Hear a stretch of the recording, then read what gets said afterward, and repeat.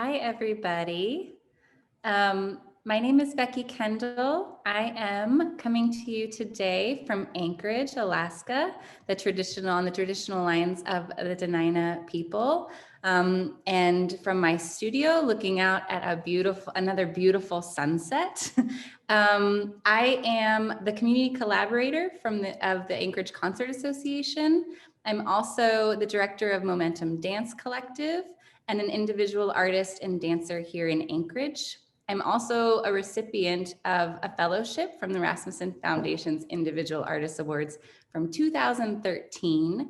And I'm really grateful for this opportunity to be with you all, share information, learn myself, and thank you, Rasmuson Foundation, and all of you for being here. And I'm going to pass it off to my colleague, Liz Encero. Hi, thank you, Becky, and thank you for having us, for the folks from Rasmussen.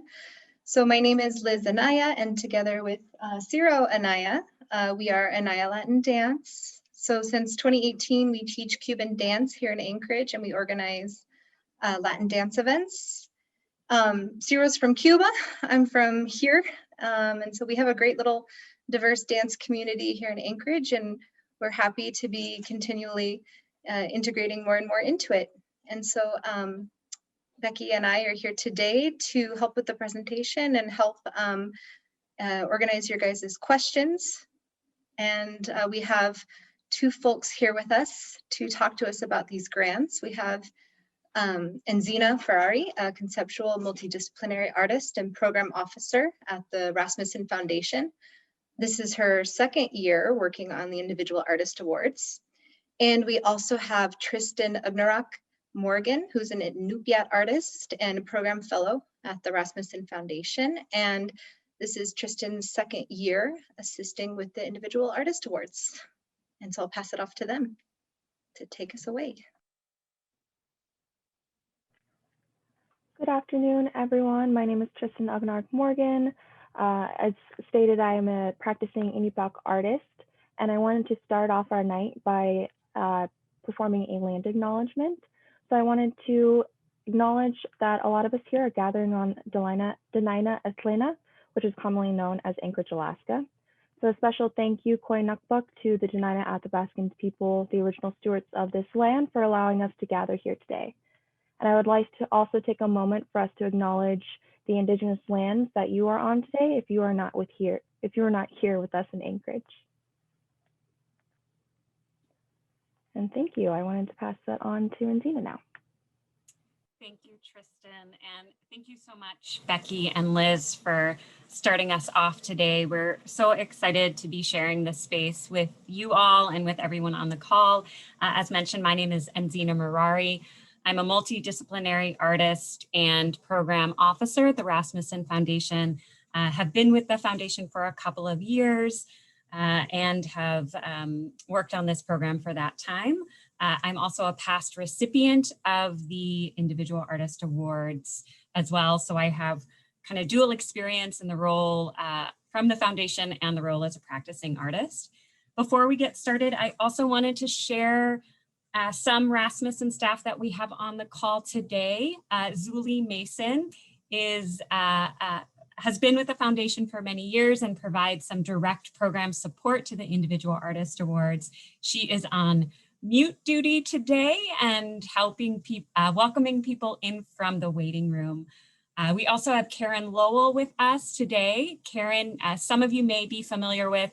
Karen spent some years working with the Alaska State Council on the Arts, and for the last couple of years has provided direct artist support to us during our program. So some of you have already been in contact with Karen. Karen is really the first line in communication when you reach out to us and have questions about the award. So just a couple of guidelines as we move into the presentation. So we ask that everyone keep their Zooms on mute. We will go through the presentation straight through, so we won't have a break or any time to stop and take questions during the presentation. We ask that you hold your questions till the end or put those questions in the chat. We will leave some time at the end of the presentation for a Q&A that Becky and Liz will guide us through. So again, please keep your Zooms on mute during the presentation, and we welcome you to have your video on or off to your comfort level. So with that, I will go ahead and get started. If anything does come up, if you're having any difficulty hearing or seeing the presentation, please put that in the chat. Karen is monitoring the chat as we move through the presentation, so we'll be able to address those questions as they come up. All right, so let's get started.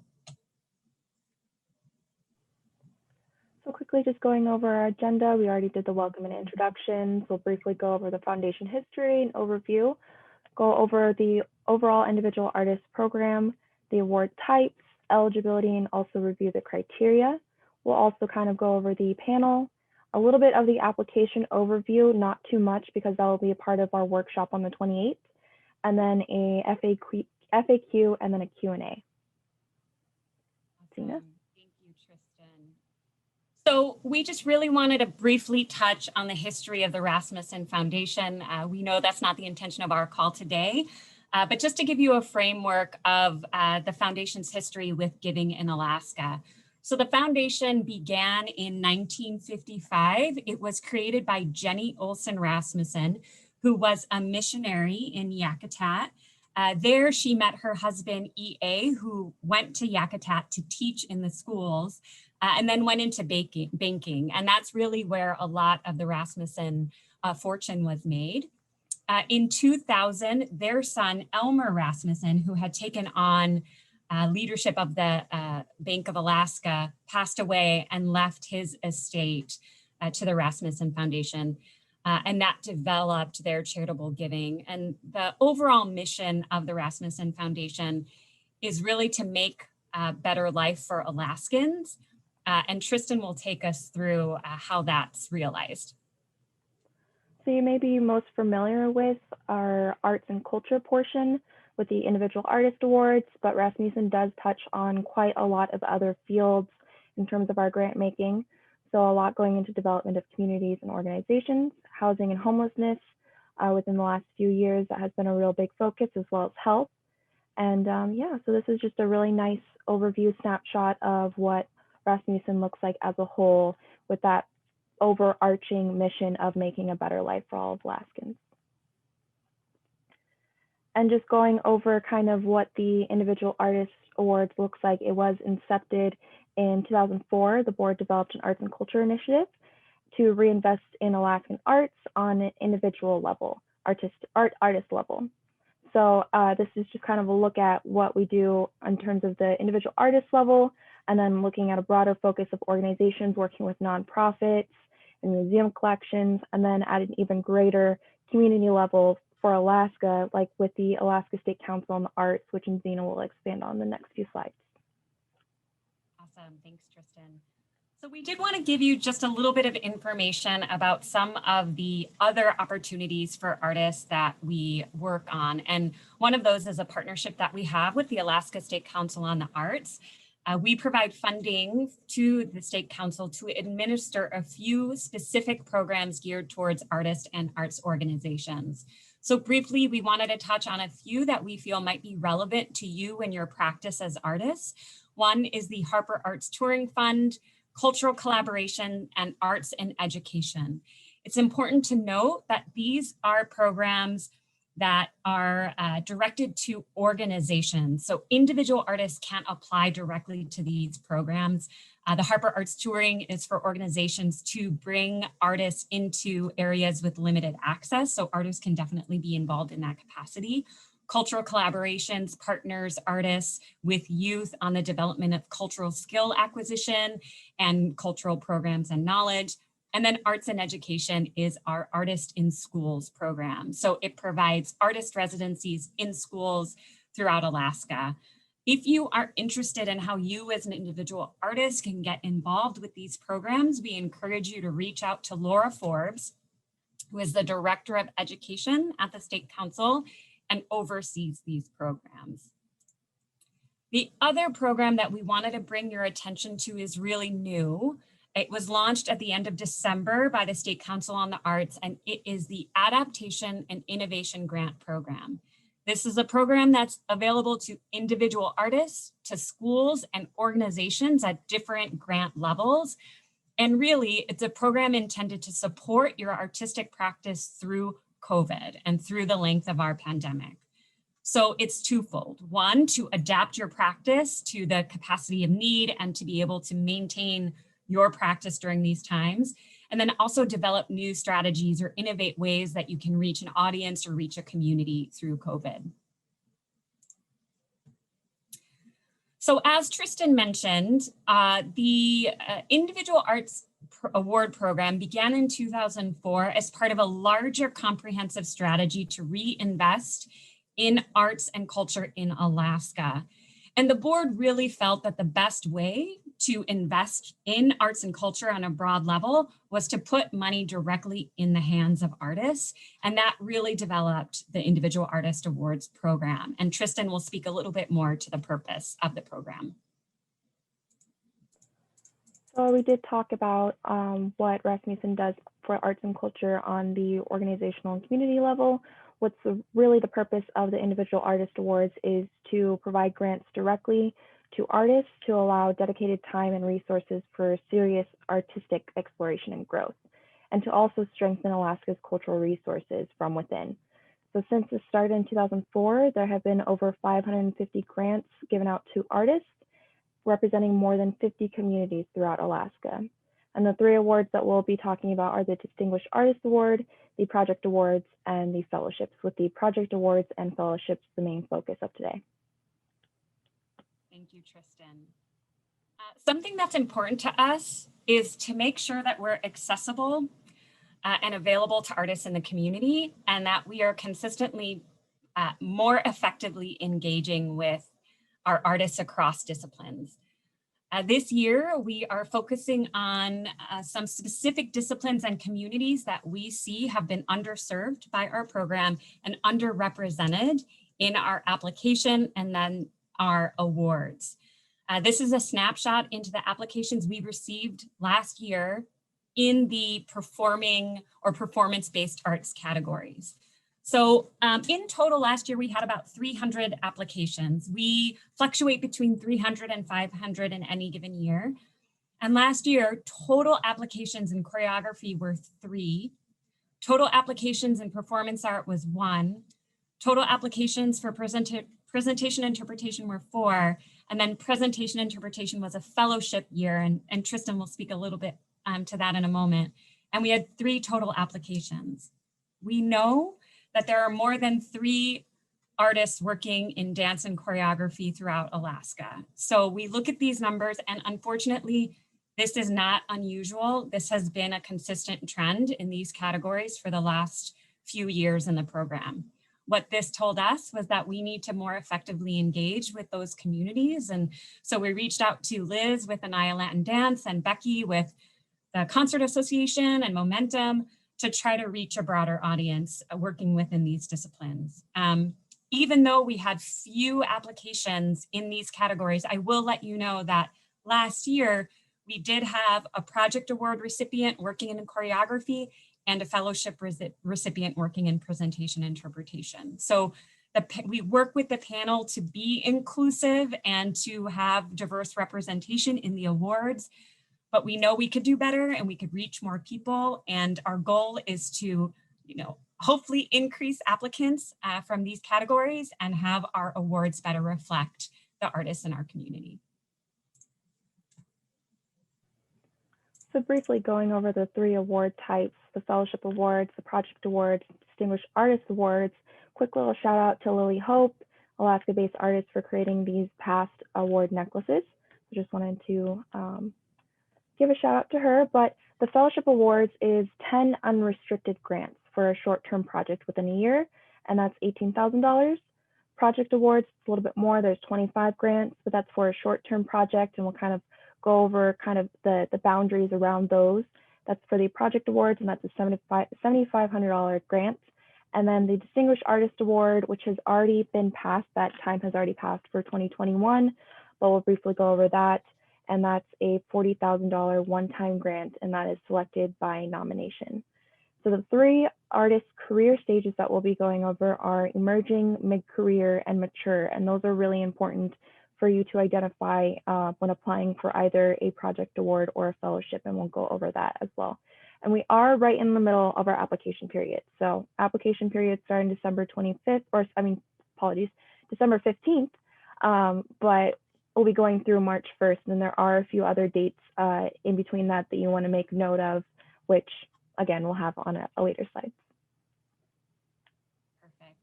So Tristan mentioned the Distinguished Artist Award, and we won't go into depth with that because the focus of our call today is the project award and fellowships. But again, this is a one-time award of $40,000 for an artist that has been working at a mature level for decades and has a recognized contribution to arts and culture throughout Alaska. It's done by a nomination process. Artists can nominate themselves, and we see that happen every year. And it is reviewed by a separate panel of Alaskan-based artists.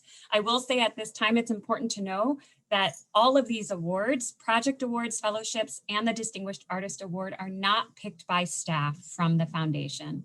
We facilitate the process, but we gather different panels to review each of these awards every year. And the Distinguished Artist panel is separate. It's an Alaskan-based panel. The nomination period opens in November.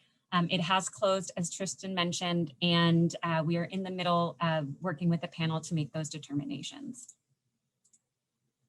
Just a little bit about the project award and fellowship. So as Tristan highlighted, the project award is a $7,500 grant. It is a set amount, so artists can apply for $7,500. And it is available to 11 disciplines that are recognized by the foundation, and we'll identify what those are in the next slide.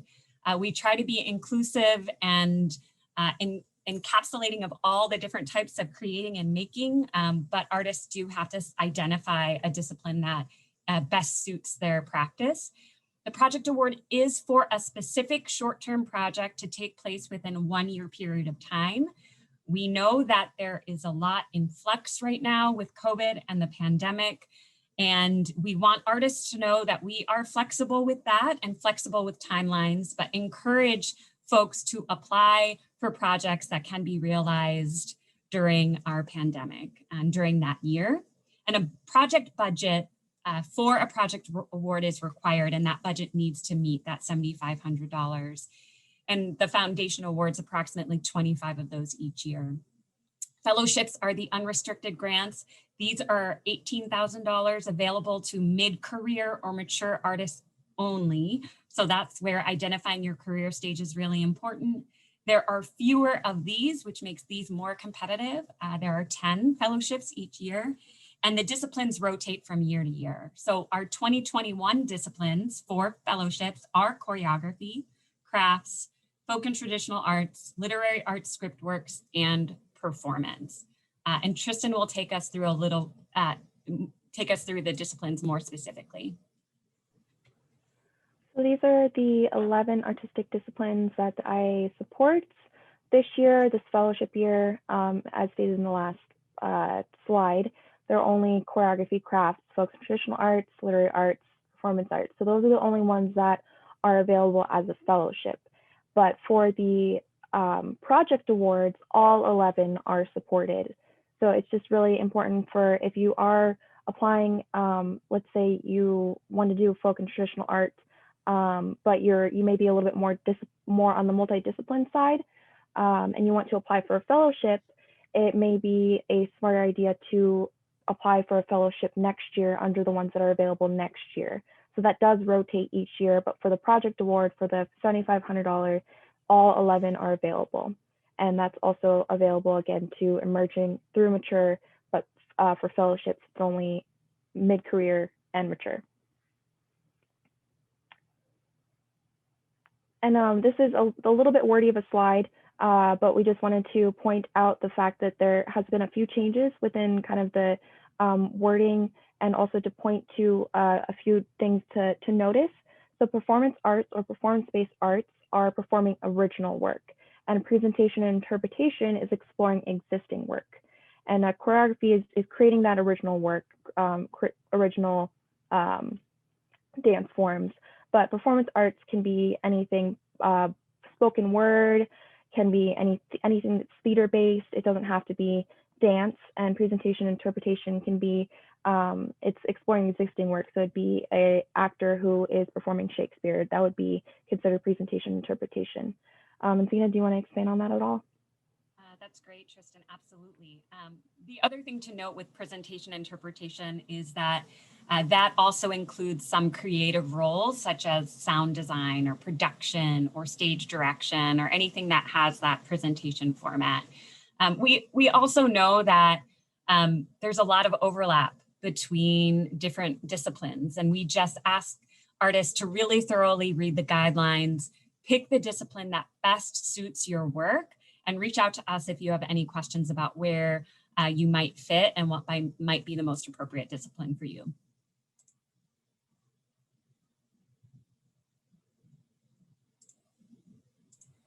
I was having trouble unmuting myself, sorry. So possibly related disciplines, folks in traditional art and multidiscipline. So if your craft is rooted in a culture, rooted in tradition, and reflects a community shares cultural value, you may want to apply under folk and tradition as opposed to performance art or presentation or interpretation. Really, that's up to you as the artist to identify, self-identify which area you want to apply under.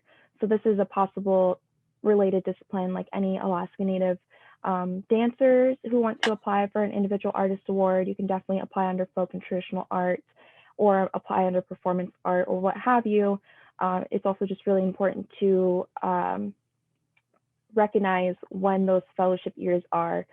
Folk and traditional art is available this year for fellowship, but it won't be available next year. So that's just something to keep in mind. And then also multidiscipline, any artists who are working in experimental or in more than one discipline. So if they're utilizing, I can't think of any examples in Zena. If you can think of any examples and add any information that you want to. Yeah, I think a multidiscipline artist might be someone who works across disciplines. So they might work in installation, they might have elements of performance, they might have visual arts components. So it's really, or movement-based work. So if you're an artist that doesn't fit directly into one discipline, this would apply to you. And again, we would just really emphasize that the discipline that you apply under most defines your work. There have been some years where folks have played some strategy in applying. They might see that there's a fellowship year in a certain discipline like performance art, but they're really a modern dancer, and choreography is what is the truest discipline to their craft. And they might be applying under performance art or presentation interpretation because that's a fellowship year, but that really goes into your review. We'll talk a little bit about the panel process, but our panels are discipline specific. So we have choreography panelists reviewing the choreography applications. And so if there's a disconnect with your practice and the discipline, that might spill over into the review of your application.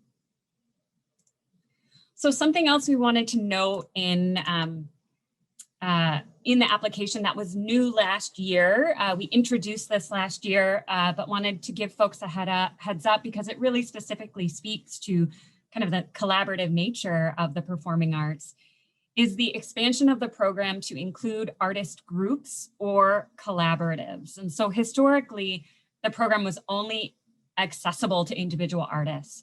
Last year, we really realized that creative practice in art making is naturally collaborative. And there are a lot of folks that work in a collective or a collaboration. And we were leaving out a lot of different practices. And so we expanded the project award and fellowship to include artist groups or collaboratives. And this can be groups of 2 or more applying under one application. It can be an ongoing group. So it could be a dance group that's been together for a decade.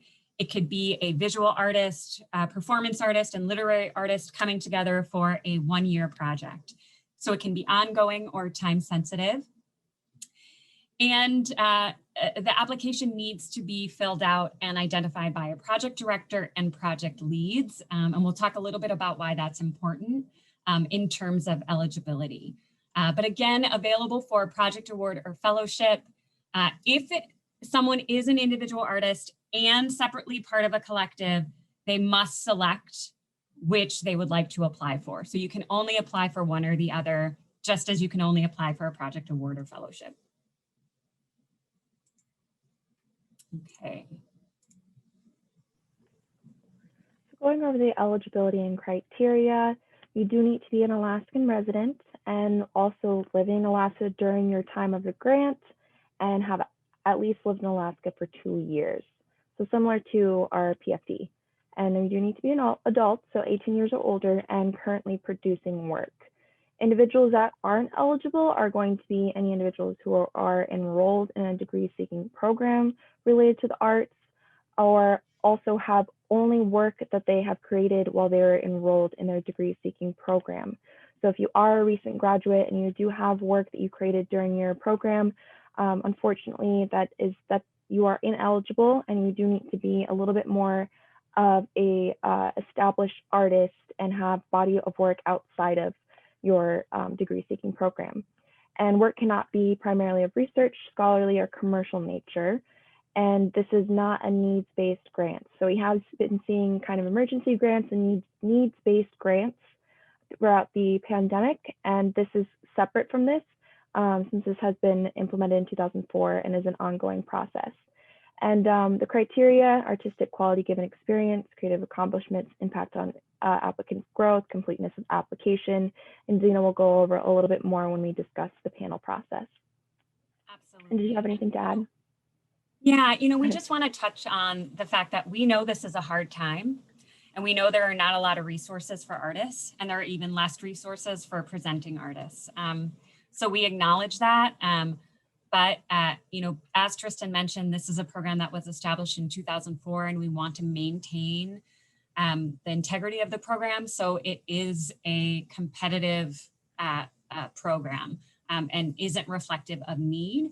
The other thing I wanted to touch on that we get a lot of questions about is kind of the scholarly or commercial nature. And what that looks like is, we know that artists need to engage in sales often to keep their practice going. So we don't see commercial as an artist selling a painting or making prints and selling those prints, or a musician cutting an album. Commercial nature is more related to a business practice. And one example we give is we may have a graphic design artist that works for a graphic design firm, is using work samples that are work that was done per the firm, logos, advertisements, etc., and they're applying for a project to buy equipment for the firm. So that's not their individual practice, that's a commercial practice. So that's kind of the clearest example. Scholarly work would be like teaching curriculum, for example, or other research-based work intended for academia or an academic purpose. We also just wanted to touch on a couple of additional support elements as part of the Individual Artist Award. One is professional development, and this is provided to all award recipients post receiving the award. And this is done with a partnership that we've had with the Anchorage Museum for a couple of years now. Typically, this is done in person, but due to current times, these workshops will occur virtually.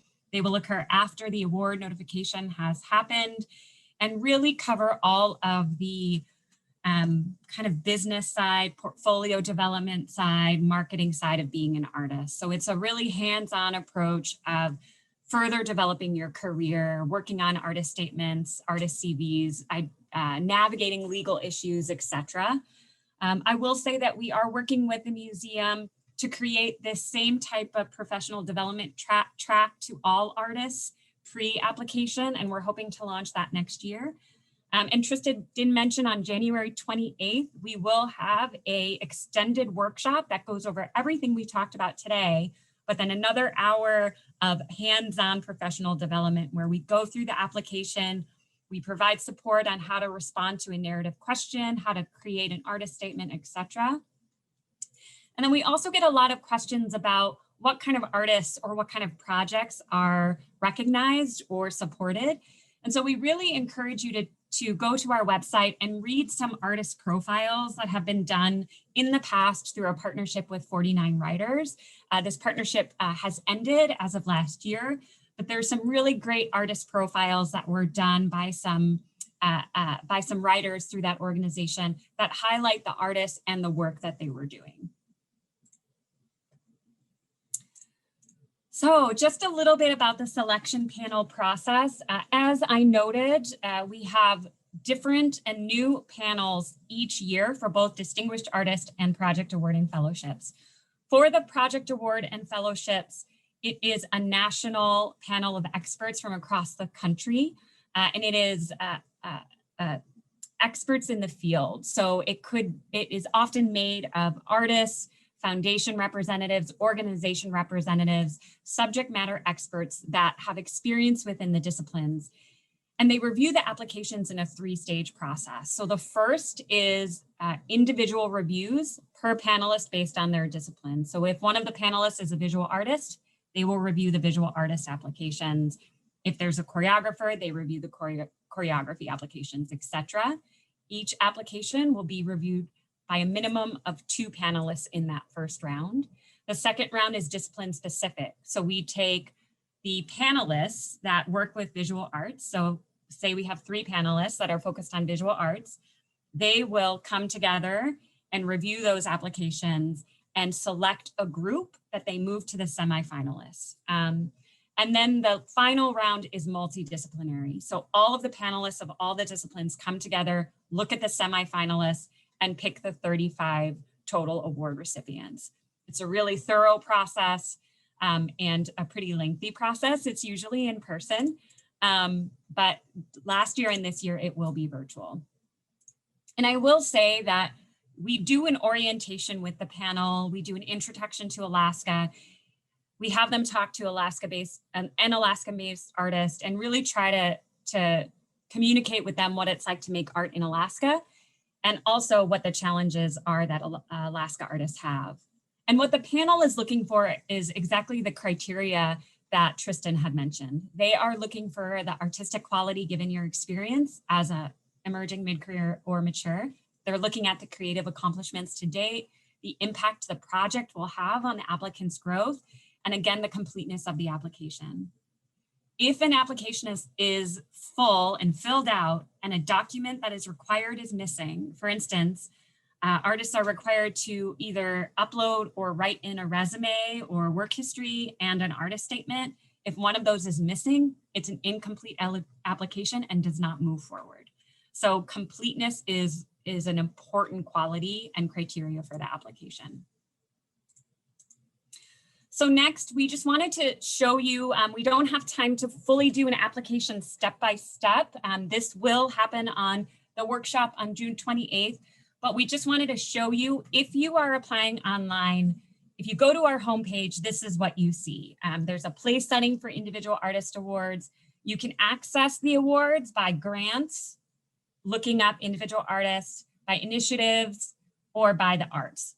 All of those buttons will take you to the Individual Artist Award program.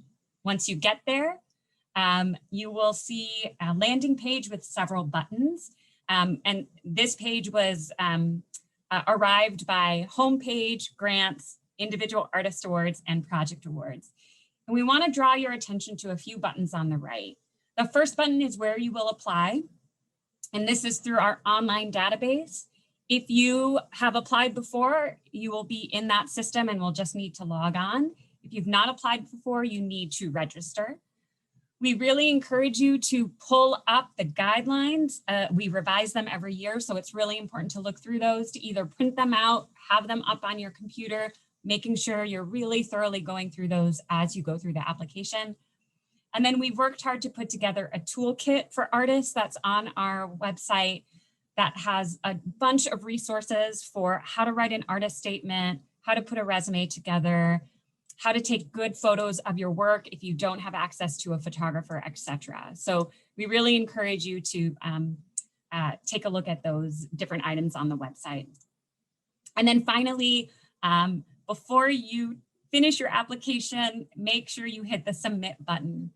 We've had some folks view the PDF, download the PDF, save the draft, and think that they were complete with their application, and they did not submit it. And so it did not go through. We also want to encourage you not to wait until the deadline of March 1st, because even the best platforms will crash if there's a lot of traffic. We've also had lots of artists who were on their application at 11:58 and their Wi-Fi went out, and they did not hit submit until 12:05. They thought their application went through because they submitted it, but it did not submit into the system by the timeline. So we encourage you to start early. We do a draft review. If the application is into us by February 14th, we will review it for completeness and eligibility. We will not review it for the quality of the narrative and give you kind of constructive feedback. That's not our role. Again, we facilitate the process. We don't make decisions, but we will say, you accidentally uploaded 2 resumes and not an artist statement. And then we will turn it back to you and give you time to complete the application. So that's an important date, the 14th, and then the online application deadline. If you are submitting a paper application, we do need that a little bit early as well, and that deadline is February 15th. So, Tristan talked a little bit about cultural content when thinking about folk and traditional arts. And we just want to touch on cultural appropriation a bit. We recognize that there is cultural content in applications, and we live in a cultural place. And so we just want to note that cultural appropriation is the inappropriate adoption of customs, practices, ideas, images, of one people or society by members of another, and one that is typically more dominant. And really, this kind of baselines to people outside of a culture using elements from that culture in their own practice. We have a really great flow chart at the bottom of our guidelines from the Alutiiq Museum that helps you identify if what you are doing is appropriate creative collaboration and exchange or appropriation. And Tristan will talk to us a little bit about cultural exchange and responsible creative collaboration. So kind of going off of the cultural appropriation, cultural exchange and responsible creative collaboration has free, prior, and informed consent, shared control over process and product, acknowledgement and attributions, respect for cultural differences, and a benefit sharing. And this is where the difference between cultural appropriation and cultural exchange can get kind of fuzzy. If you are a person who isn't of Alaska Native heritage and you grew up in Alaska Native community and you grew up with the culture, the community might be okay with you adopting that culture and utilizing that within your IA application. But it may not look that way at large. So it's really kind of this conversation that you have to have with your work as well as with the community that you are borrowing from or that you are working with, and making sure that they're accurately represented, they have an accurate voice, and that you look at kind of the context of which your application is being put forth. So just kind of having that conversation with yourself and with your community to see if something is appropriate or not. Right. And, we will say that we want to be the best stewards of Alaska and Alaska culture. And we work with a cultural expert who reviews applications for cultural content. And if they identify something that is potentially appropriative, they will provide feedback on that application to the artist and to the panel. Again, if you have questions, if you're not sure if this practice is kind of representing that creative collaboration and that responsible exchange, or if it might be appropriative, please reach out to us and we'll work with you to make that determination. And then before we get to the Q&A, we just wanted to go over some questions that we get frequently. And one is, can I apply for more than one award type? No. You can either apply for a project award or a fellowship, or you can apply as an individual or as a group. So only one application per individual or per group. If you've received award in the past, you can apply again, but you have to wait 3 years. And that applies to groups and individuals. And that's where the project director and project leads of groups come into play. We recognize that a group might be 4 people who each share ownership and each share control of the group. And so they might all be considered collaborators and project directors and project leads. If they apply and receive an award, they all will have to wait 4 years. But we recognize that a choir of 60 people that have, 4 main organizers and 54 members at large that come and go and may not be there for the length of the project, that those members are members at large. And so we don't ask for names of every member in the group, but we do want to know how big the group is. And members at large are eligible to apply, even if they receive an award, that group receives an award. The Individual Artist Award is taxable. So we encourage you upon receiving an award to meet with your tax accountant or tax specialist to determine how best to report and save on your contributions from the award. And then what is your career stage? So this is another element that is self-identified. And, Tristan had talked a little bit about emerging and how an emerging artist already has an established practice. They are early in their career, but they have an established portfolio that was done independently outside of instruction. They've shown their work, they've had their work recognized, but they're early starting out. A mid-career is an artist that has been at their practice for a while. We don't put a number on it, but more than just a few years. And they have a real established portfolio. They have recognition either at a national or local level. They have a showing history or a representation history or a publishing history. And then a mature artist is someone who's been working at an advanced level of their career for multiple decades. Before we go into the Q&A, we just wanted to throw up some resources for you. Of course, the Alaska State Council on the Arts is an amazing resource. The CIRI Foundation and the State Council put together an Alaska Native Artist Resource Workbook and Grant Writing Handbook.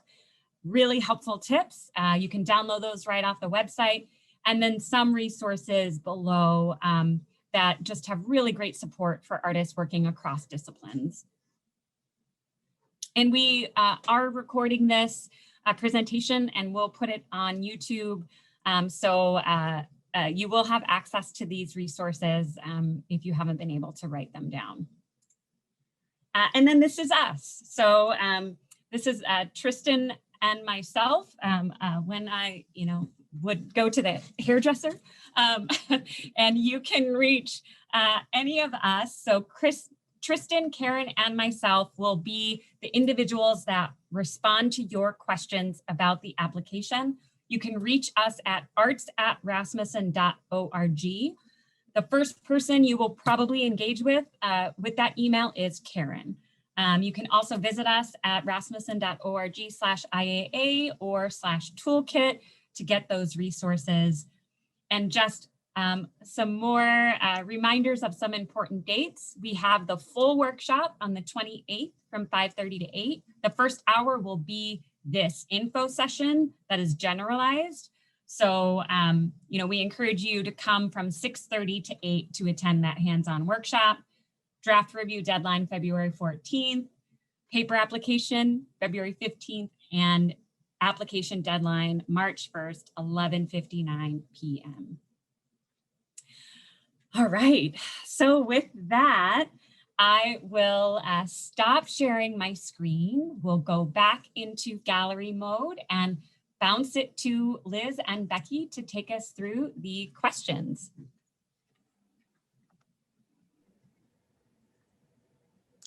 Hey, everybody. That was really great information. And it was a lot. And I'm sure people have questions.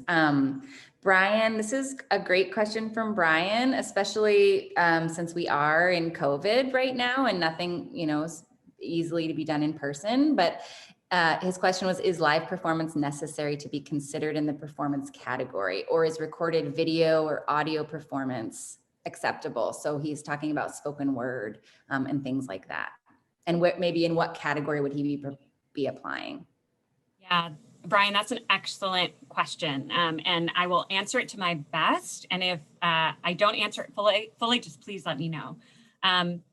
That is absolutely acceptable. So we recognize that live presentation in any way, live work to an audience, so theater work, performance artwork, spoken word, choreography, dance, all of that is going to be dramatically impacted by COVID. So artists are encouraged to adapt and use whatever means to continue their practice. So whether it won't be a factor if a live performance will be something that is digitized. So absolutely, it will not work against you as a traditional live performance artist to now have to present that in video or a digital format.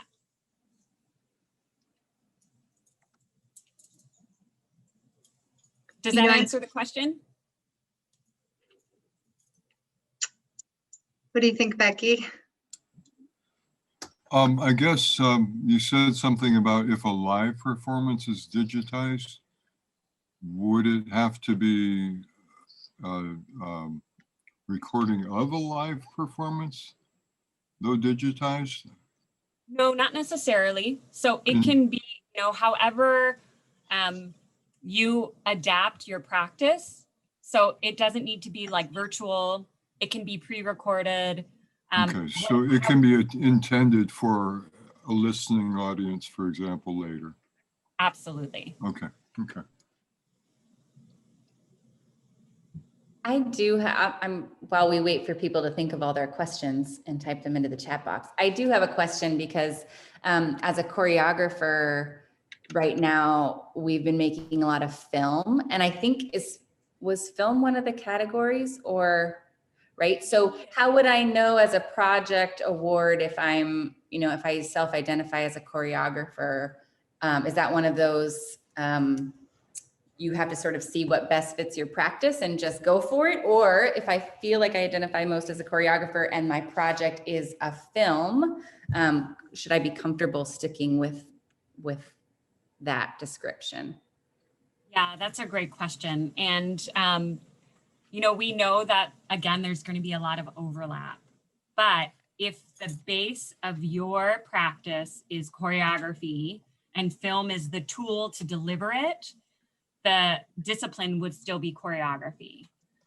If your practice was more media-based, where you were working on, editing and creating digital content and, elements of that were choreography or movement, but it was more traditional filmmaking, then media would be more appropriate. But if the root of your practice is choreography and film is the tool to communicate that now, the discipline would still be choreography.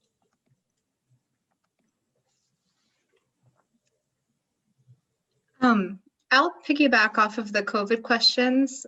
There aren't any other questions in the chat box, so folks can feel free to type away. To do with respect to COVID, last year during the application process, there really wasn't any way of predicting what would happen. So I'm sure anyone who was applying to do with events or travel or performance, was maybe kicking themselves later. This year, we're closer to kind of being able to accurately predict the future, but it's still not through yet.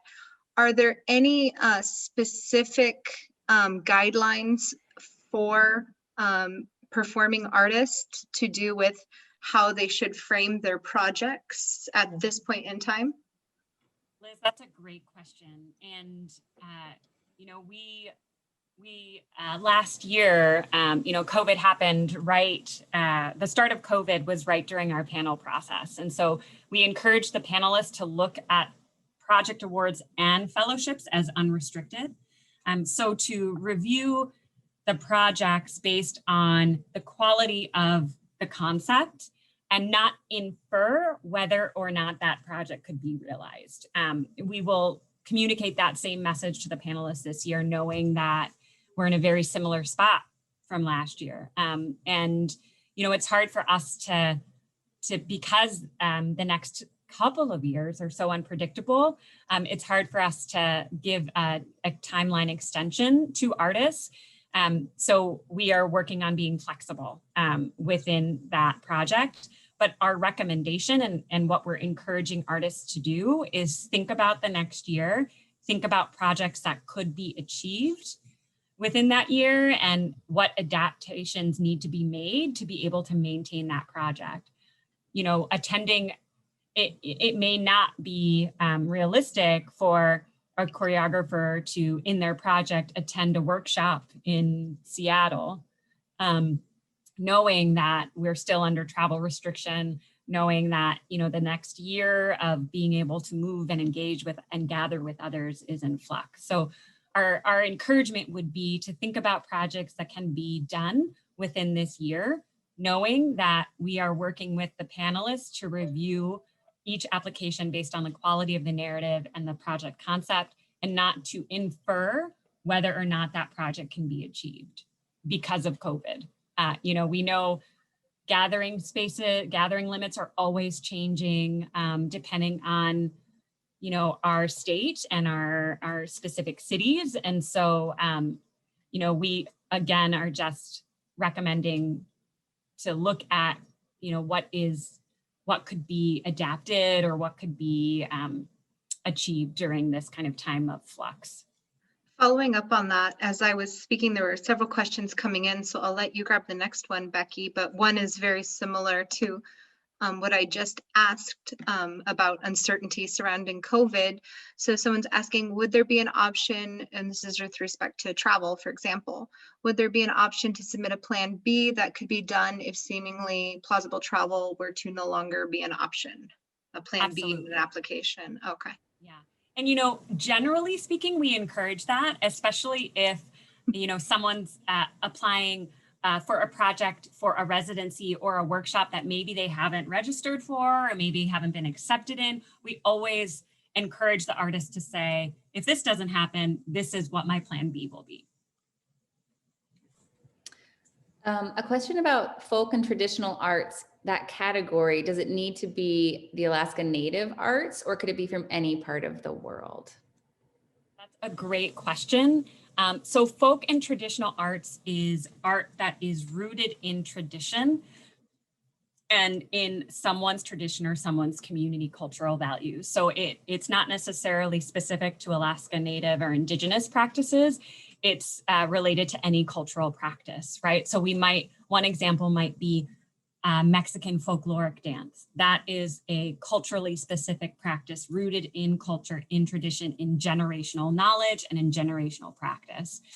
So that would be a folk and traditional arts group, not necessarily Alaska Native, but any specific cultural practice.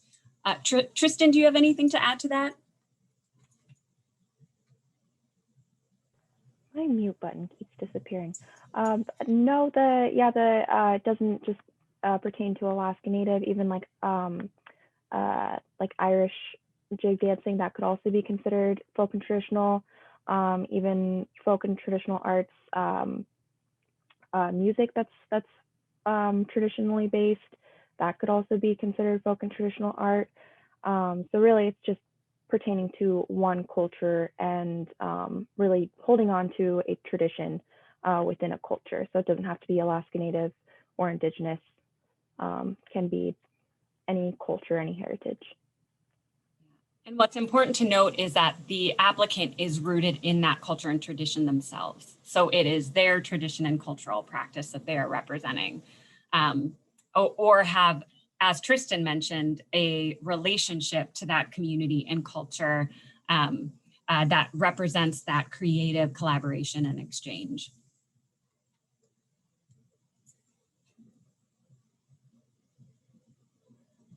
So I do see, I'm looking through the questions. If a live performance artist incorporates art into digital work to make it more interesting, does this work now become multidisciplinary, or is it still considered performance art? Great question. And I hate that my answer is it would depend on the nature of the project.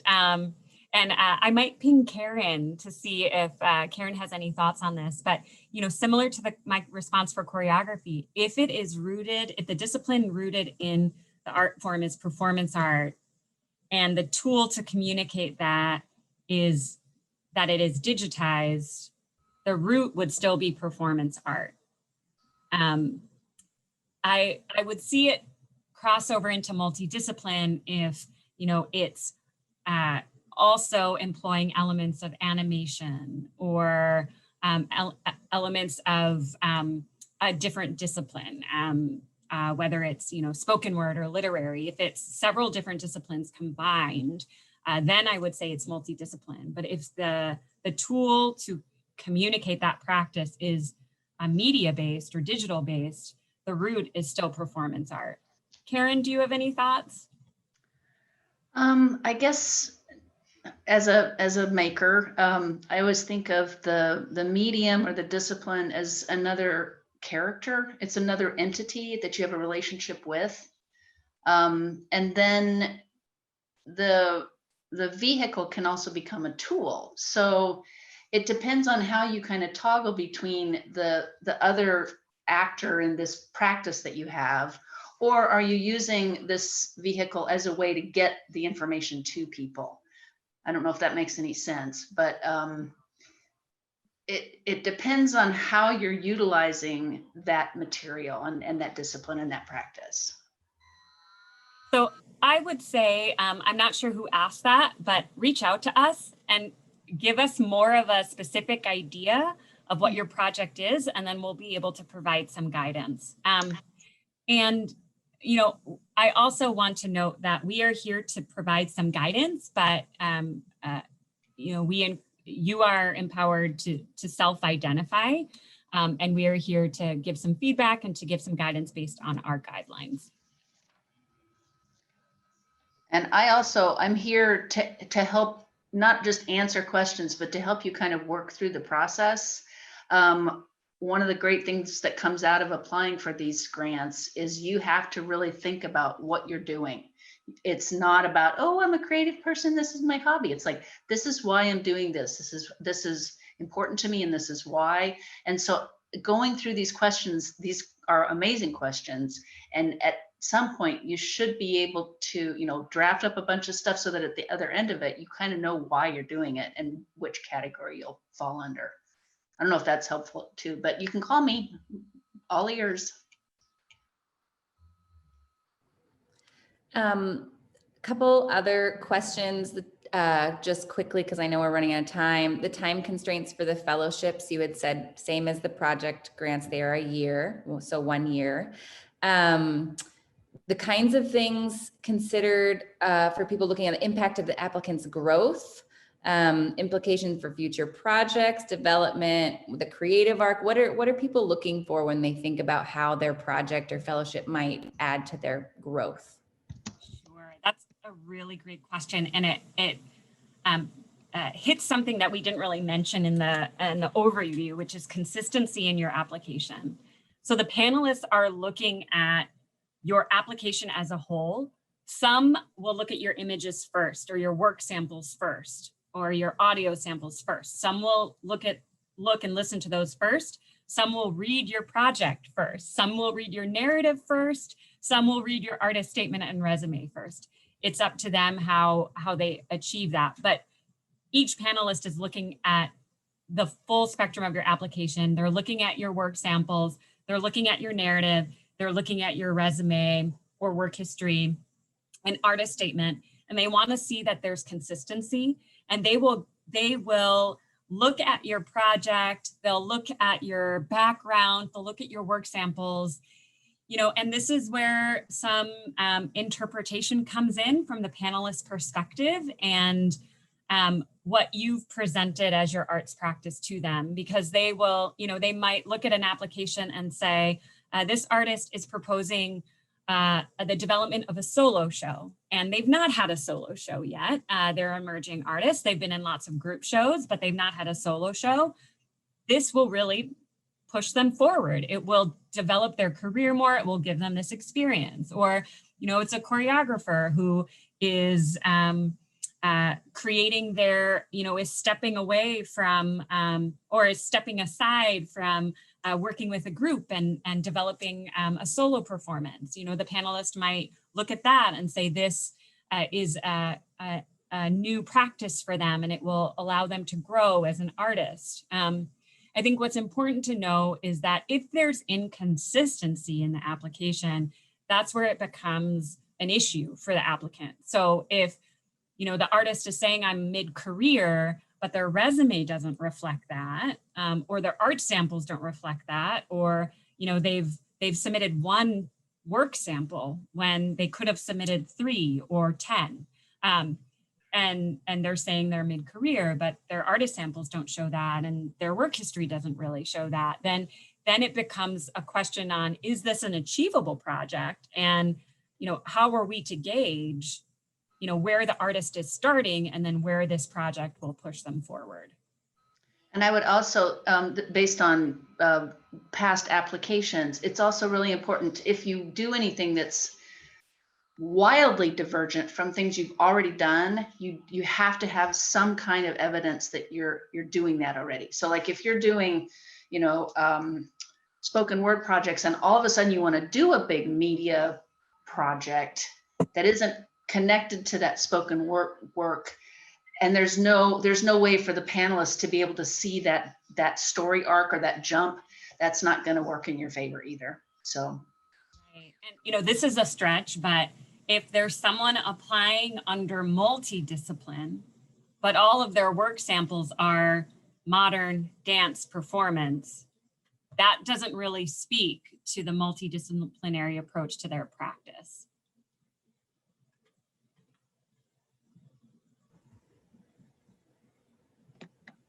Okay, so just a few more questions before we wrap up.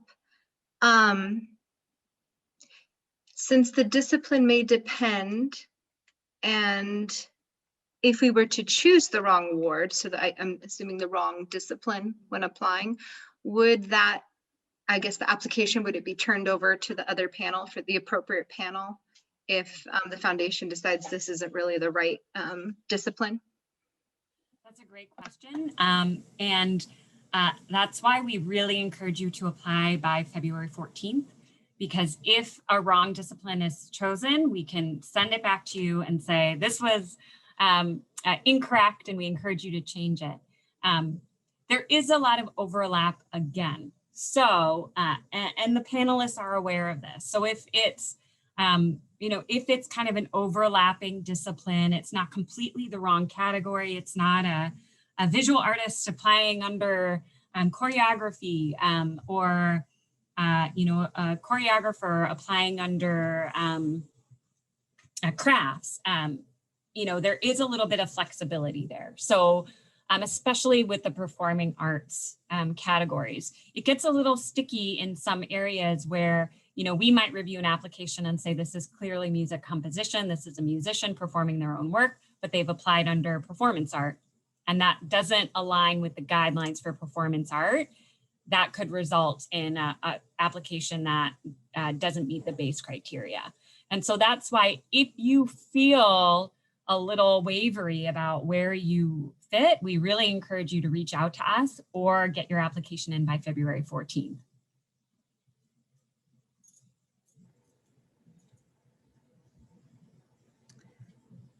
I think we've got the questions. I guess just on another note, as an artist, and from what I take away from this today that I really appreciate, is that because you're not judging the awards, you're really just like advocating for all of the artists to do well. And I think sometimes when we apply for grants, we just sort of feel very removed and separate from the process and whether they're going to like us or not, right? And so I just really appreciate that you are so available and so willing to provide guidance so that people can be successful in this, because these are really great opportunities in grants. And so just wanted to say thank you for that.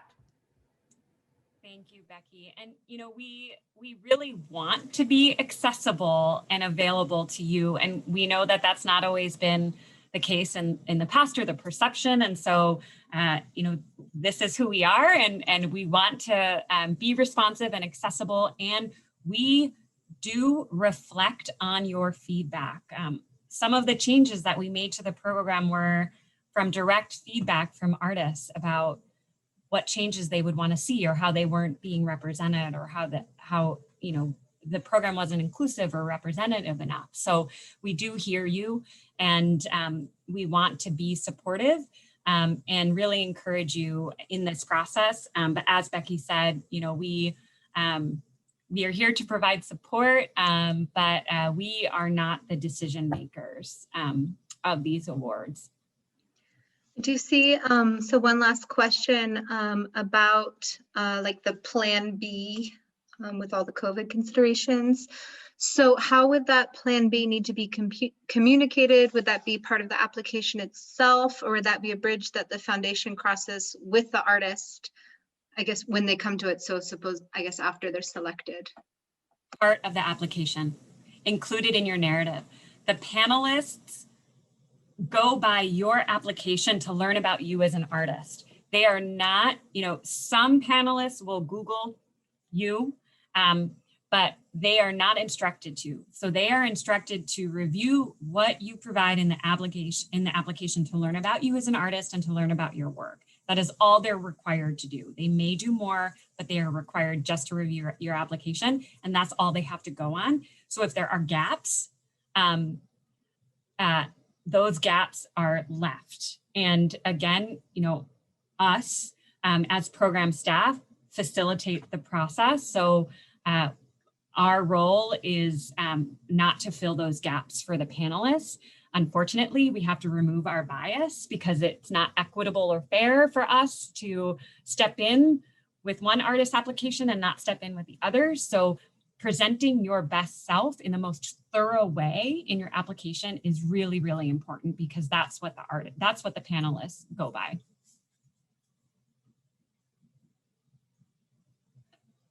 And Zena and team, one more question about time limit on material when it was originally developed. Is an adaptation of an earlier work into a new form considered a new effort? So if he has a written piece, Brian has a written piece and he turns it into a performance, is that a new project? Yeah, I would say that's a new project. Yeah, and that's a great note about work samples. We recommend that the work samples are no older than 5 years. If they are older than 5 years, please write in the description. All work samples, note, in case you don't attend the workshop, all work samples need to have the description box filled out. Otherwise, the application won't submit. So if your work sample is older than 5 years, please in the description state why, because that speaks to you as a currently producing artist. So if all your samples are 10 years old, the panel might not see that you're currently producing work. So if there's a relevant work sample, say you're reimagining a piece from 7 years ago into a current context, and that work sample is 7 years old, in the description say why you are including it and why it's relevant to your current work.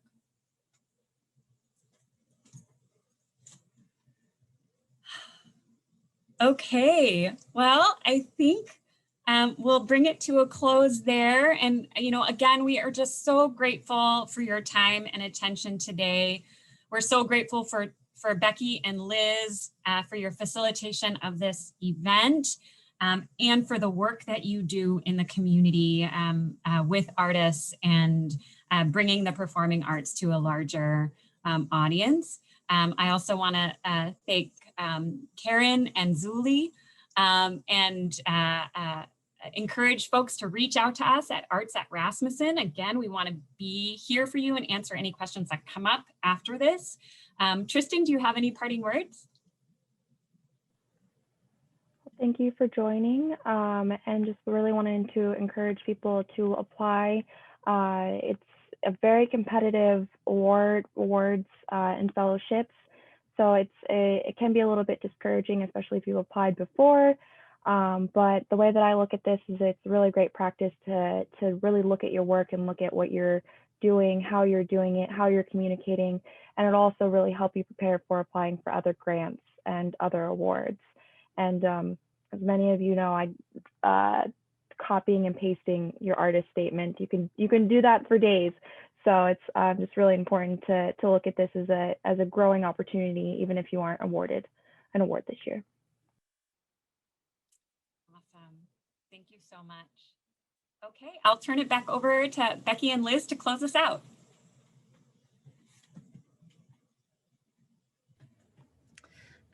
Yeah, I just wanted to say again, thank you so much. I have great respect for my colleague Liz right here, and for all of the artists. I recognize a lot of your names on here today, and I just really, looking at those numbers of how very few performing artists apply makes my heart hurt a little bit. So I just really encourage you to, like Tristan was saying, to go for it and use this as an opportunity to learn. And you never know, you may get it, and then it will have, double win. So, but just thank you all, and thank you, Rasmuson Foundation, and back to you, Liz.